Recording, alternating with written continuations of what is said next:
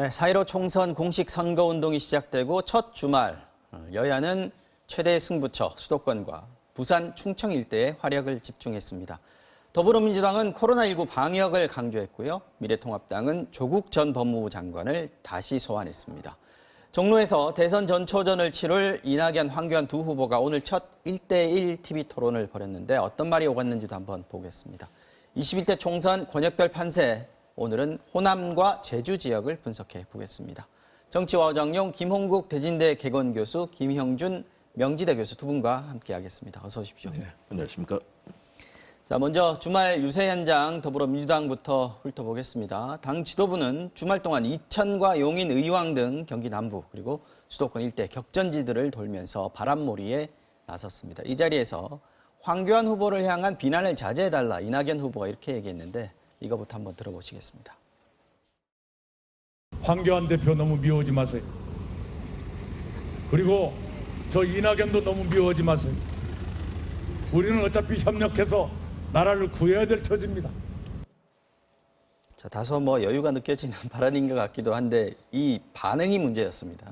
그렇습니다. 일단 역시 이낙연 총리는 과거에 총리 시절에도 발언 하나, 과거 대변인 시절에도 그랬습니다. 굉장히 정치적 메시지가 선명하면서도 또 상대에 대한 그런 감정들을 잘 배려하는 그런 메시지를 던지는데 이번에도 서로 간에 지금 굉장히 강한 대립의 선거 국면 아니겠습니까? 네. 그리고 황교안 대표에 대해서도 여권 지지자들이 굉장히 강한 그런 비토를 하고 있는데 이에 대해서 미워하지 말라.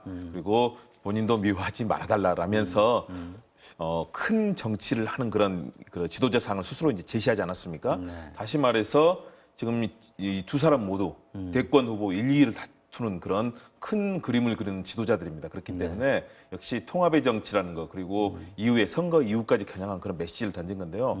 또 이 부분에 있어서 황 대표가 또 강하게 또 미워하지 않을 수 없다라고 바로 이제 받았다가 여러 가지 논란이 있지 않았습니까? 네. 그런 측면에서 일단은 이낙연 후보의 이 유연한 좀 여유 있어 보이는 메시지였는데요. 황 대표 지금 사실은 좀 급합니다. 왜냐하면 지지율 측면에서도 상당한 격차가 있는데 이걸 빨리 쫓아가야 되고 또 문재인 정부에 대한 심판이라는 걸 스스로 목표로 하고 있기 때문에 강한 비판을 던졌는데 좀 더 여유 있게 했으면 훨씬 더 모양은 좋았을 것 같다는 생각은 드는데요. 두 사람의 현재의 모습을 잘 보여주지 않나 판단이 됩니다. 황교안 대표가 SNS에 무능한 정권인데 어떻게 미워하지 않을 수 있냐라고 했다가 지금은 또 내렸습니다. 네. 어떤 분들은 이낙연 후보에게 좀 낚였다 이런 표현을 하시는 분도 있더라고요. 일단은 선거에서 상대방에 대해서 나름대로 경쟁을 하고 있는 상황이기 때문에 뭔가 대립각을 만든다는 의미에서 그런 반응을 보였다고 보는데요. 실제로 본인이 한 건지 아니면 참모가 한 건지를 잘 모르겠어요. 그러니까 페이스북에 올려놓은 부분들이기 때문에 참모가 했기 때문에 내렸다 참모를 이렇게 했기 때문에 얘기도 그럴 했어요. 가능성이 높습니다. 그러니까 한쪽에서 미워하지 말라고 하는데 나 너 미워하겠다라고 하면 한쪽은 큰 정치인의 이미지가 보이고 다른 정치인은 속 좁은 이미지라는 걸 가지고서 네. 대립이 되기 때문에 네. 그거는 적절한 반응이라고 보지는 않고요. 다만 지금 이제 두 분이 이제 전직 총리 출신이기 때문에 다른 어떠한들보다도 국가의 미래와 더불어서 대한민국이 나아갈 방향성과 관련된 부분을 가지고 충돌하는 부분들이 있을 거예요. 분명 그거는 종로 선거구임에도 불구하고 두 후보에서 갖고 있는 관심과 그리고 앞으로 대한민국 정치를 끌고 갈 사람들에 대한 기대감도 있을 거라고 좀 보기 때문에 저는 단순하게 미워하고 미워하지 않는 그 차원을 넘어서서 어떻게 앞으로 대한민국을 끌고 갈 것이냐 좀 큰 청사진을 좀 보여줬으면 좋을 것 같아요. 그런 의미에서 보면 이낙연 후보는 총리 때와는 조금 다른 정치인으로서의 길을 가고 있는 것 같아요. 예를 들어서 1가구 1주택 관련돼서 그동안 현 정부에서 총리 있을 때는 그런 얘기든 전혀 얘기하지 않았지 않았습니까? 그런데 이제 앞으로 국회에 들어가면 새롭게 그동안 민주당이 보여줬었던 정책 방향과는 결이 다르게 하겠다라고 하는 것을 보여주는 그런 면에서 저는 의미가 있다고 보고요. 네. 더 나아가서 좀 전에 황교안 대표는 아무리 급하다고 하더라도 일단은 종로 선거에서 나름대로 좀 바람을 일으켜야 될 필요가 좀 있는 것 같은데 그 부분이 조금 부족한 것 같아요. 저는 그래서 개인적으로 지난주 주말에 종로에 총직결할 거라고 저는 예상을 했어요. 예를 들어서 뭐 김종인, 유승민, 김무성 보수의 모든 사람이 총직결을 해서 거기서 이제 확산해 나가는 그러한 모습으로 가지 않을까 했는데 조금 제 예상을 좀 빗나간 부분들도 있기 때문에 네. 아마도 그 제가 얘기한 거는 이번 주말 정도에 아마 집중적으로 바로 앞두고 하지 않을까라는 생각이 좀 드는데 다만 유권자의 입장에서 봤을 때는 우리가 길게 호흡을 하면서 선의 경쟁도 하고 국민들에게 아무리 뭐 그 경쟁한다 하더라도 여유를 갖고 품격 있게 선거운동을 했으면 좋겠다라는 그런 나름대로 주문을 좀 하고 싶습니다. 알겠습니다. 자, 모습을 드러내지 않고 있던 임종석 전 청와대 비서실장 곳곳에서 등장하고 있습니다. 격전지 유세단장을 자처하고 있는데요. 서울 최대 격전지로 꼽히는 곳 중에 하나죠. 동작을을 찾았습니다. 민주당 이수진 후보 지원 사격에 나서면서 상대인 나경원 후보를 겨냥했는데요. 발언 들어보시겠습니다. 막말과 폭력과 싸움으로 얼룩졌습니다. 이 국회를 이렇게 만든 장본인 중에 장본인 누굽니까, 여러분? 아무래도 이제 동작을이다 보니까 나경원 전 원내대표를 바로 타겟으로 삼았는데 동물국회 장본인 누구냐 이렇게 해서 나경원이라는 대답을 유도를 하는 장면이었습니다. 나경원 전 원내대표 후보 가만히 있지 않았습니다. 그러니까요. 네. 일단 임종석 전 실장 입장에서는 이 지역에서는 꼭 당선을 시키고 싶다. 문재인 정부의 성공을 위해서라는 그런 판단을 했을 건데요. 왜냐하면 나경원 원내대표 그동안의 뭐 패스트트랙 과정이라든가 그 과정에서 원내대표로서 지휘를 했었고 역시 보수층의 이런 정치를 대표하는 그런 여성 의원이지 않습니까? 그렇죠. 그리고 그동안에 민주당의 여러 지역위원장들이 도전을 했는데 다 실패했습니다. 그런데 사실은 깜짝 놀란 게 초선의 이수진 판사 네. 사실은 뭐 사법개혁에 나섰다고 하지만 처음으로 도전하는 초선에 도전하는 것 아니겠습니까? 네. 정치 경험이 전무한데 지금 일단은 여론조사에 물론 접전을 벌이지만 앞서가는 조사들이 나오고 있거든요. 그렇기 때문에 이번에는 반드시 깎아야 된다라는 그런 아마 생각을 했을 거고요. 거기에서 나경원 의원의 여러 가지 최근에 관련되는 여러 가지 뭐 논란들이 많이 있었지 않습니까? 특히 이제 동물국회 논란도 있었고 자녀 문제 이런 부분들이 이제 이 표심에 영향을 미치고 있을 건데요. 네. 그 중에서도 특히 동물국회를 만든 핵심적인 그 장면들 우리가 봤지만 뭐 이 국회 문을 부수는 현장에서 그걸 들고 있는 물론 이제 상대들이 갖고 있던 걸 보여주기 위해서라고 했지만 굉장히 폭력적인 장면을 이제 진두지휘하는 모습들에 대해서 이 부분은 심판하겠다는 입장이고요. 반면에 나경원은 또 가만히 있을 수 없죠. 본인은 이제 정당 방위였다고 주장하지 않습니까?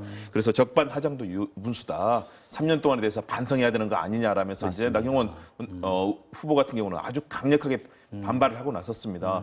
정말로 관심이 가는 지역입니다. 정말 정치에 새롭게 도전하는 이 판사 출신의 여성 후보가 될 것인가 아니면 한국 정치의 이제 중진 의원으로 성장한 나경원 후보가 과연 다시 한번 수성을 할 것인가 아마 이번 총선의 뜨거운 가장 것 중에 대표적인 하나입니다. 승부처가 될 것 같습니다.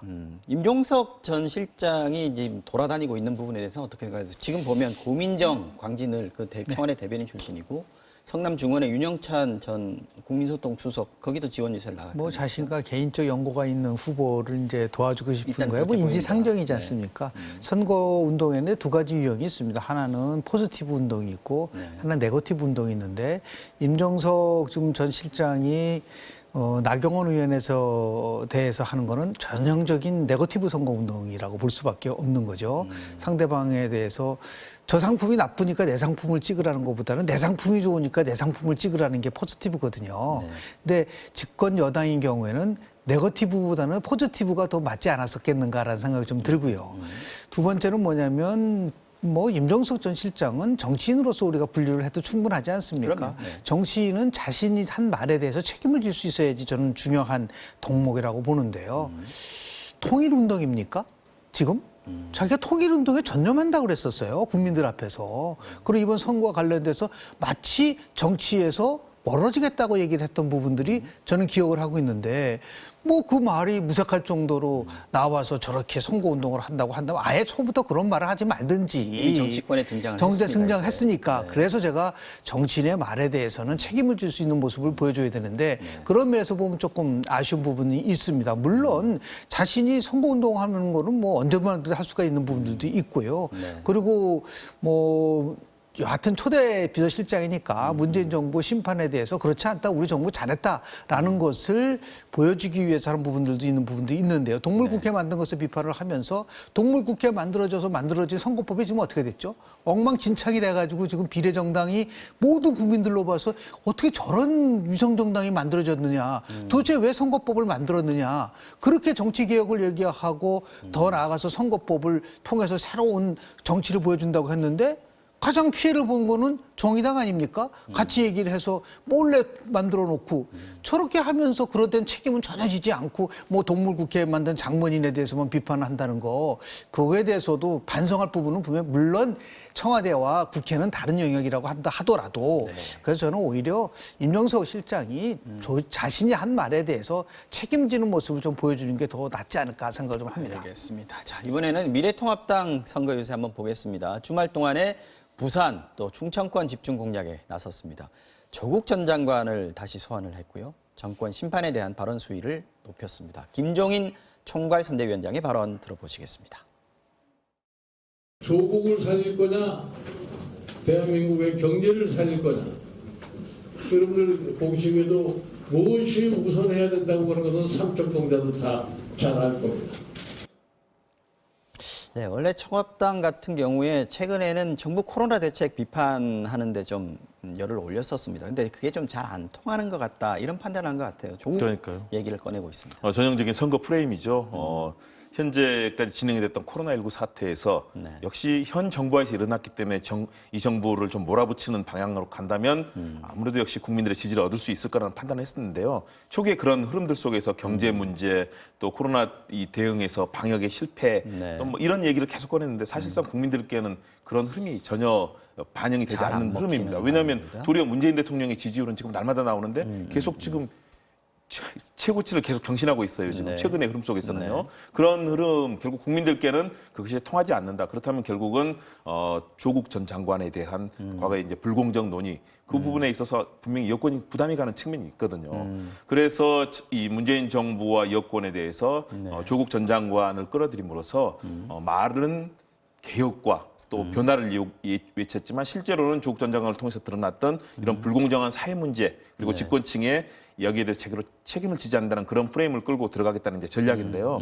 과연 그 부분이 먹힐 것인가? 저는 일단은 열린민주당이라는 틀로 이 새로운 정당 체제가 만들어지면서 네. 이쪽에서 사실은 강하게 조국 전 장관을 지지하고 검찰 개혁을 얘기하는 흐름들이 같습니다. 도리어 집권 여당인 이 더불어민주당에서는 중도층을 사실은 견인해야 되는 그런 입장이 있거든요. 네. 총선에서 승리하기 위해서는 결국 내 편을 끌어들이는 집토끼 전략보다는 중도층의 산토끼는 사실은 어차피 오지 않을 가능성이 높고요. 그러나 중도의 부동층의 마음을 삼으로서 선거 전체, 특히 수도권에서 굉장히 이 작은 표수 차이로 결정이 되는 곳에서는 결국 중도층, 부동층이 결정을 할 수밖에 없기 때문에 여권에서는 최근에 계속해서 그런 흐름 속보다는 중도층에 어필하는, 그래서 코로나19의 극복이라든가 또는 개혁의 성공을 위해서 어떤 경제정책이라든가 민생정책이 가야 될 것인가, 이 부분을 집중을 하고 있거든요.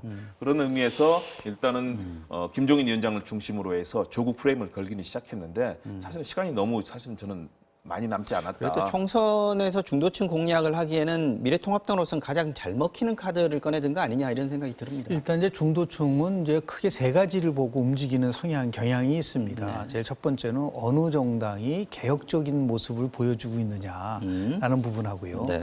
두 번째는 너무 지나치게 진영의 논리에 빠져서 극단적인 막말 정치하는 쪽은 혐오를 합니다. 이제 그런 부분들이 충분히 좀 있고요. 그리고 세 번째는 이 부분인 거죠. 도덕성입니다. 그러니까 우리가 선거에서 후보가 된다는 거는 국민을 대표하는 사람인데, 그리고 또 그 대표하는 사람들을 같이 함께하는 조직이 얼마만큼 그 정당이 그동안 얘기했었던 정체성을 잘 유지해 나갈 수 있느냐라는 겁니다. 네. 정권 심판론이란 말을 야권에서 많이 얘기하는데 심판을 구성하고 있는 거는 크게 세 덩어리라고 봐요. 하나는 경제와 관련돼서 그동안 정부가 잘했느냐 못했느냐라고 하는 이제 경제 부분이 하나 있지 않겠습니까? 그 두 번째가 지난해 우리 대한민국을 뜨겁게 달궜었던 조국 전 장관 임명을 통해서 가지고 올 수 있는 과연 공정과 정의가 살아 숨쉬고 있는가. 마지막 세 번째가 대통령이 취임하면서 얘기했었던 부분들이 있지 않습니까? 네. 정말 협치하고 통합하고 진영의 논리를 벗어나서 같이 함께 갈 수 있다라고 하는 이 세 가지를 과연 이 정부가 잘했느냐 못했느냐를 가지고 이제 평가한다고 한다면 제가 얘기한 두 번째 부분, 그러니까 조국 전 장관을 임명하면서 올 수 있는 도덕성과 관련된 문제를 이제 집중적으로 거론을 하면서 중도층을 이제 공략하겠다는 부분들인데요. 이거는 두 가지 면에서 나름대로 이 부분이 먹힐 수밖에 없는, 그거를 자초하는 거는 열린민주당이 물론 이제 당연히 이제 지금 더불어민주당에서는 서자라고 얘기할 때 선을 긋고 있지만 열린민주당이 이 문제를 스스로 끌어낸 거 아니겠습니까? 예를 들어서 윤석열 총장이 앞으로 총선 끝나고 나면 어떻게 되겠다라고 하는 부분들을 끌어내면서 자연스럽게 조국 프레임이 만들어졌고요. 또 하나는 더불어시민당을 이끌어간 사람들의 핵심적인 분들이 결산본부라고 해서 서초동 조국 집회를 주도했던 분들이 더불어시민당을 끌고 갔기 때문에 이런 것이 결국은 친문 친조국 세력들이 집권당을 구성하고 있는 것은 아니냐. 이 부분에 대해서 심판을 한다고 했을 때 아마도 다른 거는 몰라도 중도층을 표심을 자극하는 데 있어서의 조국 프레임은 나름대로 적절하게 그 효과를 발휘할 수 있다고 판단하고 있는 것 같습니다. 그런 이런 부분 속에서 자꾸만 이런 조국 문제를 거론한다는 것은 제가 볼 때는 특히 여당이 그 부분을 스스로 거론한다는 것은 굉장히 패착이 될 수 있다라는 말씀을 좀 드립니다. 이 부분은 정당들의 여론조사를 한번 보면 될 것 같은데 네네. 지금 비례정당과 관련해서 오늘 나온 리얼미터 네네. 여론조사가 있습니다. 화면을 한번 보여주시겠어요? 지금 보면은 이게 이번 총선에서 비례대표 정당 투표 의향을 묻는 여론조사인데 리얼미터가 지난 30일부터 이달 3일까지 전국 18세 이상 유권자 2,521명을 대상으로 실시한 여론조사입니다. 자세한 내용은 중앙선거 여론조사 심의위원회 홈페이지 참조하시면 되는데요. 지금 보면은 더불어시민당이요. 다시 한번 보여주십시오. 더불어시민당 같은 경우에는 8% 가까이가 빠졌습니다. 네. 그리고 미래한국당도 빠지긴 했습니다만 조금 빠졌고요. 이 나머지 더불어시민당에서 빠진 게 열린민주당하고 정의당 쪽으로 많이 흘러갔단 그렇습니다. 말이죠. 이걸 보면은 왜 민주당이 열린민주당을 견제할 수밖에 없는가 하는 부분이 나오는 것 같아요. 근데 양면성이 있는 것 같아요. 오히려 더불어민주당이 열린민주당을 계속해서 비판을 하면 할수록 인지도를 높여주는 효과가 있는 거죠. 아, 맞다. 그러니까 자기 진짜가 나타났다고 지금 열린민주당이 막 얘기를 하고 있잖아요. 자기네들 본인들은 이제 스스로가. 매운맛 버전이라고 그렇습니다. 얘기하죠. 네. 그게 결국은 보이지 않게 인지 강화 효과를 가져온다는 것가 있고요. 그리고 더불어민주당을 지지하는 사람들은 정치 심리적으로 보면 굉장히 편안한 거예요. 왜냐면요. 아직 굉장히 우리가 아주 냉정하게 평가를 하면은 만약에 더불어민주당 지지자들 중에서요. 네. 열린민주당이 없으면 상당한 숫자가 다 정의당으로 갔을 가능성이 굉장히 큰 거죠. 지난번에도 보면 더불어민주당을 지역구에서 찍었던 15% 정도가 정의당을 찍었는데 이번에는 조사를 해보니까 열린민주당으로 갔기 때문에 그 부분이 물론 큰 틀 속에서 보는 의석을 나중에 범진보냐 범보수냐 할 때는 같은 의석이라 하더라도 이른바 전략 투표를 나눠먹게 한 그렇습니다. 상황이기 때문에 전략적 분할 투표의 효과를 가져오기 때문에 더불어민주당 지지층의 입장에서 봤을 때는 아주 굉장히 편한 마음으로 열린민주당을 찍을 수 있는 여건이 만들어진 거죠. 그러다 보니까 가장 피해를 본 정당은 민주당일 수밖에 없는 것이고 그래서 지금 미래통합당의 입장에서 봤을 때는 미래한국당만이 아니라 또 다른 위성정당을 만들었어야 되는 게 아니냐라고 하는 부분들도 나오지만 보면은 8% 정도, 7 내지 8% 빠졌지 않습니까? 이게 한 3% 정도, 3, 4% 정도는 열린민주당으로 갔고 3% 정도는 정의당으로 갔고 아마도 한 1% 정도는 저는 국민의당으로 갔다고 저는 봅니다. 왜냐하면 지난번에도 보면은 더불어민주당 지지자들의 상당한 수가 2016년도에 국민의당을 찍었던 부분들이 있거든요. 그래서 실제로 보면은 더불어민주당이 물론 이제 그게 14번까지 되느냐 15번까지 되니까 이런 평가가 있어요. 더불어시민당의 14번이 지금 김홍걸 씨고요. 그리고 지금 열린민주당의 8번이 황희석입니다. 네. 그러니까 이게 그 중간에 다 걸려 있어서 과연 어디까지가 될 거냐를 가지고 이제 설왕설래를 하고 있는데 여하튼 간에 더불어민주당의 입장에서 봤을 때는 보이지 않게 이런 전략적 분리투표의 효과가 나타나고 있다라는 그런 평가는 가능하다고 봅니다. 자, 오늘 오전에요. 서울 종로대전 후보인 이낙연 후보하고 황교안 대표 후보 두 사람이 맞짱 토론을 벌였습니다. 이게 아마 녹화로 중계를 하기 때문에 내일 아마 방송은 될 텐데 일단 기사나 내용 말들은 좀 나왔습니다. 어떤 내용들이 좀 있는지. 많이 나왔죠. 이낙연 후보 입장은 국난을 극복하는 그런 정치를 하겠다는 것이고요. 네. 반면에 황교안 후보 입장에서는 이 실정을 반드시 경제 실정을 심판하겠다라는 두 개의 입장이 아주 강하게 부딪혔습니다. 네. 일단은 황교안 후보가 먼저 이제 공세를 폈습니다. 여러 가지 뭐 실패한 것들 그런 부분에 대해서 아주 지적을 많이 했고요. 네. 특히 이런 코로나19를 극복하는 과정 중에서 우리 국민들이 했고 의료진이 한 것들을 정부가 공을 가로채고 있는 것 아니냐 이런 비판을 했고요. 반면에 이낙연 후보 같은 경우는 네. 그렇지 않다. 가로채는 것이 아니라 다 같이 한 것이다. 그리고 전 세계에서 정부의 이런 역할들 그리고 투명하고 또 개방적인 대한민국의 민주주의에 대해서 전 세계가 호평을 하고 있는 것 아니냐 그런 얘기를 했고요.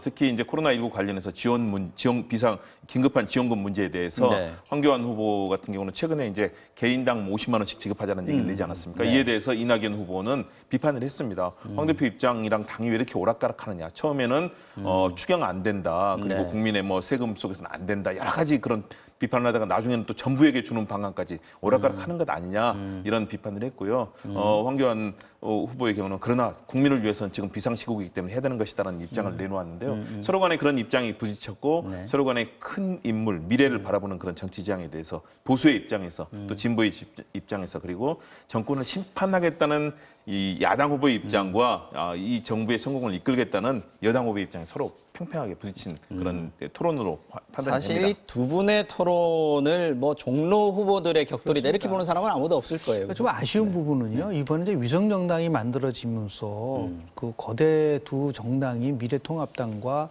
그리고 더불어민주당이 토론에 나올 수 없게끔 돼버렸지 않습니까? 맞습니다. 원래는 실은 저 두 분이 전국에서 방송되면서 정당 토론을 해야 돼요. 맞아요. 그래야지 유권자들이 보고 꼭 종로만이 아니라 앞으로 21대 원구성이 되면은 각 두 거대 정당이 어떻게 갈 것이냐를 가지고 표를 특히 이번에는 코로나 사태 때문에 비대면 선거로 흘렀다고 한다면 오히려 저렇게 정책 토론을 많이 해가지고 국민들이 선택의 폭을 높여줘야 되는데 너무 그런 부분은 좀 아쉽다라는 말씀을 좀 지금은 드립니다. 비례 후보를 내야 정당 그렇습니다. 토론에 그렇기 나올 수 있는 때문에 거예요. 네. 그런 부분들의 맹점들이 이번 선거법을 개정하면서 나온 하나의 부작용이라고 볼 수밖에 없는 부분이고요. 네. 그리고 유권자들은 이제 나중에 선거가 끝나고 조사를 해보면 이렇게 많이 나옵니다.